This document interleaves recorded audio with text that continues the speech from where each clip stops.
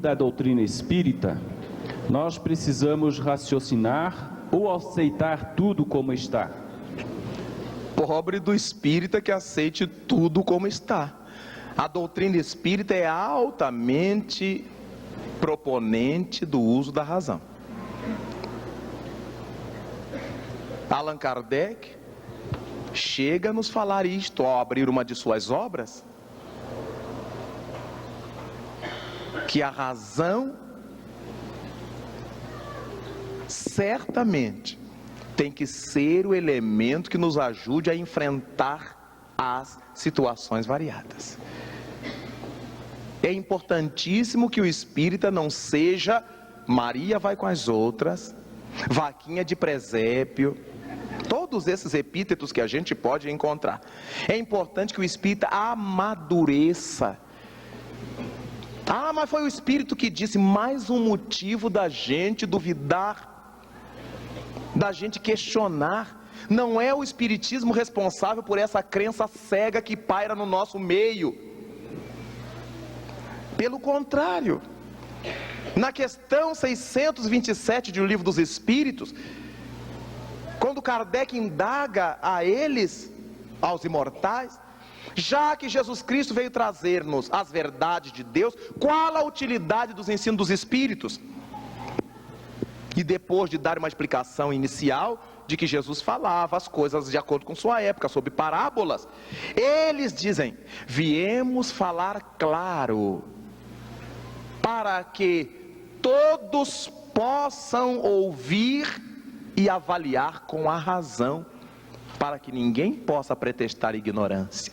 A razão é um ponto de honra da doutrina espírita. O espiritismo não tem culpa dessa massa enorme de espiritistas que a gente encontra, completamente irracional.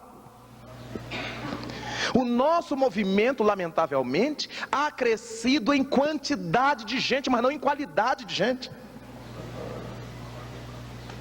Ainda encontramos espírita com a pirâmide pendurada no pescoço. A gente acredita nos espíritos, mas sei lá, então de pendura a pirâmide. Se pirâmide resolvesse problema, o Egito não estava do jeito que está, porque lá estão as originais, né? A gente ainda encontra espírita com um elefante com o rabo para a porta de entrada da casa, que é para dar sorte. Mas isso não é ensinamento espírita.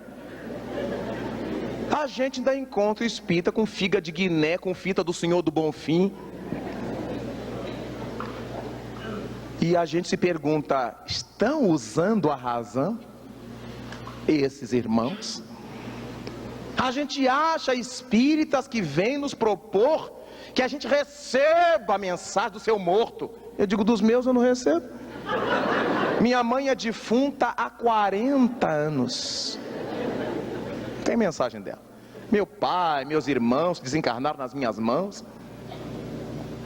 E não me faz falta, porque eu raciocino. Eu prego para os outros que o mundo dos espíritos é uma realidade.